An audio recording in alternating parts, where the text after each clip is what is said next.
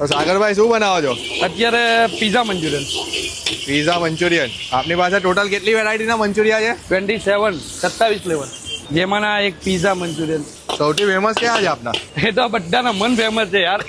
જેને જે ખાવું હોય તે ખાય છે. કોઈને પીઝા, તો કોઈને કલેજી, તો કોઈને દુબઈ, તો કોઈને તમતમ, કોઈને ચીલી ગાર્લિક, કોઈ પોપકોર્ન. બધા પોતપોતાના મનમરજીના માલિક, જેને જે ખાવું હોય તે. મેં સાંભળ્યું છે તમારે અહીંયા બી પેલું ફારૂકભાઈ જેવું જ છે કે ભાઈ જે બનતું હોય તે આપી દો. હા, કસ્ટમરનો બહુ ઘણો સપોર્ટ છે. 20-25 મિનિટનું પણ વેઇટિંગ હોય ને તો શાંતિથી ઉભા રહીને જમે. બરાબર. કોઈ ઉતાવળમાં નહીં. મતલબ એટલું જ કે શું બને છે આપી દો. કારણ કે કસ્ટમરને ખબર જ છે દરેક આઈટમનો ટેસ્ટ એકદમ જોરદાર જ છે ભાઈ. આપણા અહીંયા પહેલી તો પ્લસ પોઈન્ટ કારીગર નથી. શેઠ જાતે જ કારીગર છે ને પોતે જ કુક કરે, એટલે ક્વોલિટી માટે તો જ્યાં સુધી હું છું ત્યાં સુધી કોઈ કોમ્પ્રોમાઇઝ નહીં. આ પીઝા મંચુરિયન બને છે ને યુનિક કેવી રીતના છે? યુનિક અમને ટેસ્ટ માટે આ ભાઈ આવ્યા છે. આ ભાઈ લગભગ નવા છે, એટલે આ ભાઈ તમને જવાબ આપશે યુનિક કેવી રીતે.